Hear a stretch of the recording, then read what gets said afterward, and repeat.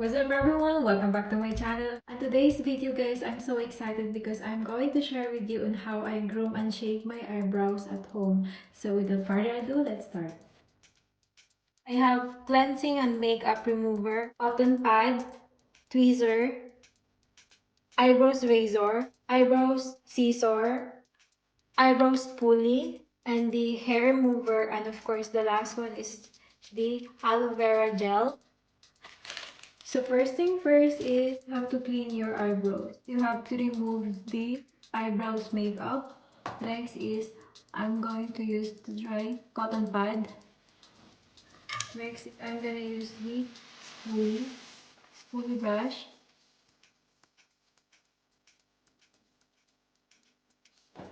Next is the scraper. Have to cut.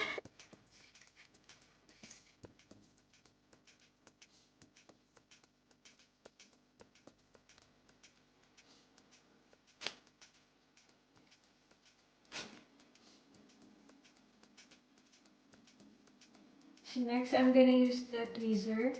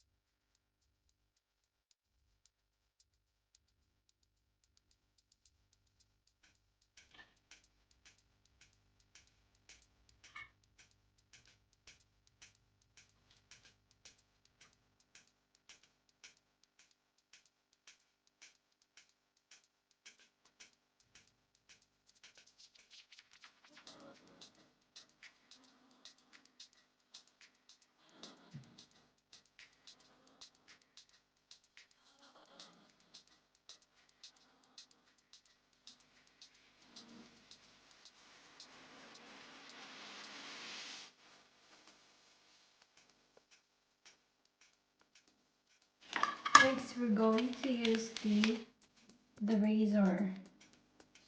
Brows razor.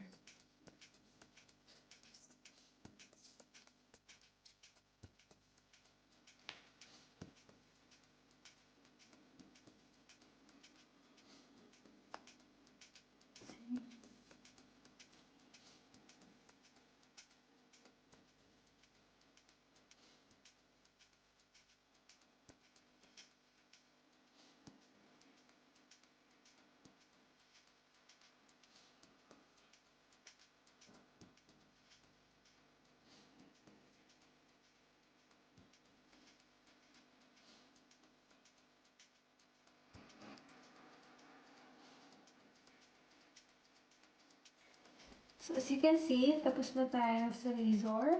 So, the last one is itong cut natin yung mga excess guys. Ayan.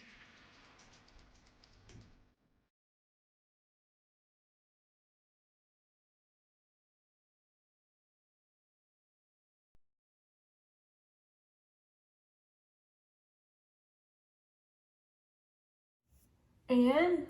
Pantay na siya. The last one is you have to put the aloe vera para sa magko-close yung pores niya. This is aloe vera gel.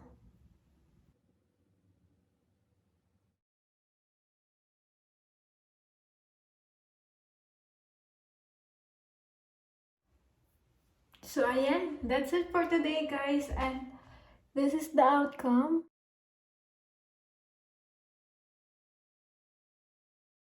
Makapal pa rin, pero gusto ko yan kasi the more na makapal, mas looking young. So, that's it guys. We're all done. And abangan nyo sa next vlog ko po. Magkakaroon tayo ng on how to tinting my eyebrows. at magkukulay na tayo ng kilay next time. Kaya abangan nyo po guys, subscribe this channel guys, and click the notification bell para updated po kayo sa upcoming videos natin. And don't forget po to comment down below if you have a questions and share this video para naman may idea yung iba kung paano natin ginagawa ang pag-groom at shape ng ating eyebrows sa bahay lamang. So, ayan lang po. Thank you so much for watching. Bye! Mwah!